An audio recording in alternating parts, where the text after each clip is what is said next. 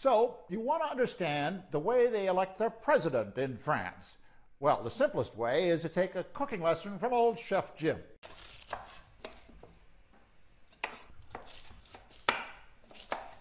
To really get into the French presidential race, you're going to have to prepare 2 examples of that culinary classic, the French quiche.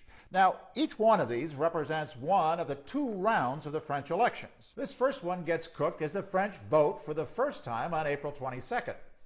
And in this first round, in addition to the eggs and heavy cream and salt, in this first round, there are dozens of candidates, call them ingredients, that we're going to put into the quiche. For example, onions. Perhaps they should represent conservative President Nicolas Sarkozy, because everyone says his austerity program makes you want to cry.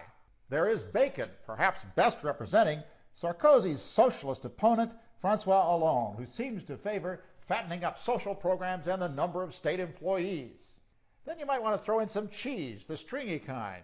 That would probably best represent the middle-of-the-road candidate, François Bayrou, who seems to want to stretch out and reach everyone.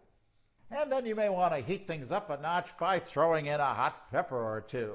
They would probably best represent Marine Le Pen, the extreme right candidate. She is definitely going to spice up the race. But that's not all. There are at least 10 other ingredient candidates representing every political flavor you can imagine.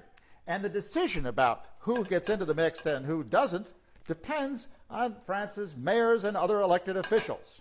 Each candidate must get 500 of them to sign their petitions if they want to make it into that first quiche election round. Already some are saying they're having difficulty getting enough signatures, including Marine Le Pen, whose extreme right-wing politics are just too hot for the appetites of most politicians. Now, as I say, this first quiche goes into the oven on April 22nd, and voters have all day to decide on the ingredients that they like. In past elections, the old cliche has been that the French vote with their heart on the first round in the first quiche and vote with their head on the second round. In any case, only when this first quiche is fully cooked will we know which 2 ingredients have come out on top and will go into the second quiche. Now, all the public opinion polls indicate that the French prefer the onions and bacon, but coming in a close third is the hot pepper. And the stringy cheese could find himself, in fact, very popular among voters who are tired of the onions and bacon and a little worried about the effect that the hot pepper is going to have on their stomachs the morning after. Let's just say, for the sake of argument, that onions and bacon are the 2 ingredients that rise to the top of that first quiche. That means in the second quiche, Nicolas Sarkozy and François Hollande are the 2 ingredients that are then popped into the oven on May 6th.